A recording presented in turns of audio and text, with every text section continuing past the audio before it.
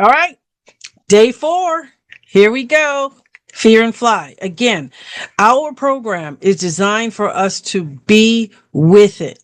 Be with the fear. We don't need to chase it away, make it go away. We can distinguish where it might be coming from. It's not bad. It's not wrong that it's there. And the intention is we can be with fear and fly anyway. So day 4 says we fear asking for what we need. Whether we're concerned about we look weak, somebody's going to judge us and think we're not good enough or not competent enough. Whatever it is, we don't ask for support. We don't ask for clarity. We don't set boundaries out of a concern that we are going to be dismissed or misunderstood or seen as needy. There are a variety of ways this plays out for people. And one of the biggest opportunities for us is to affirm my needs are valid. My voice matters. And I know I had this experience at a job I was on where I was really emphasizing my need to understand some like parameters.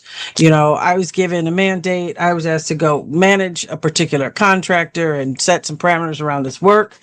And I did. And that contractor had a negative reaction and they went back to my boss and said, blah, blah, blah, whatever, misconstrued the conversation, whatever.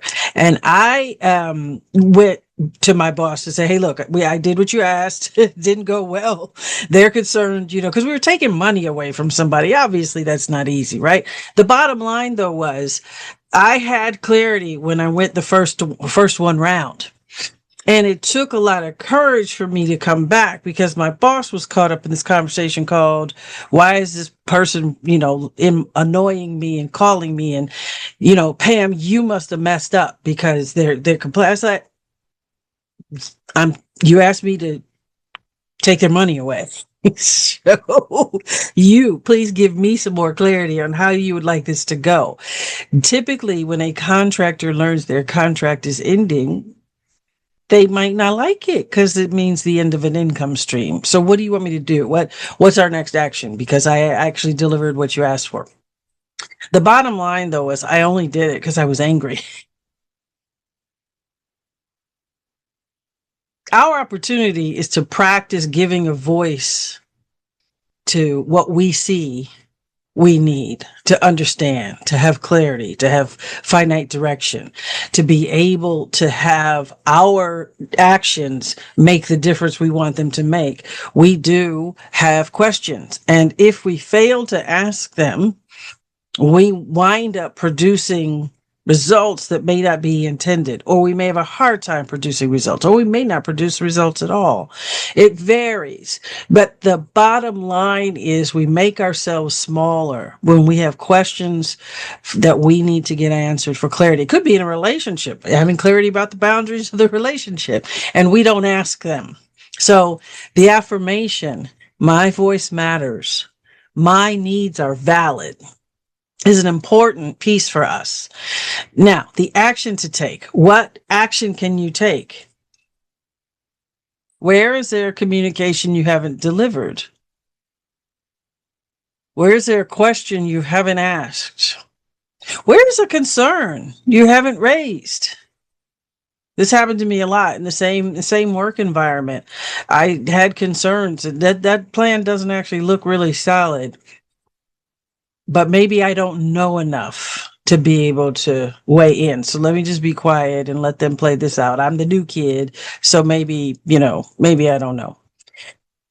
Where have you silenced yourself when in fact there's an opportunity to speak up? Take a look and choose. You don't have to take the action, but at least identify it. Get it down on paper. Give it a voice. Do a voice memo to yourself. One day soon, I need to ask such and such about such and such. Or by Friday, I'm going to ask such and such about such and such. Take one action to distinguish where these are, these areas where you're not asking for what you need. And then you choose. So listen, The Fear and Fly month is all about distinguishing and identifying. And it's your choice. It's your right to act or not act. That's not our job here. You could choose to take the actions. You may experience yourself with some discomfort. You may experience yourself flying, whatever way works best for you. Bottom line is understand what the fear is and where it's coming from to give yourself more power in your day-to-day activities. All right. Day 4 is done. Thanks for being with us. Make sure you do the activities and stay involved in our community to get the most out of this magnificent conversation.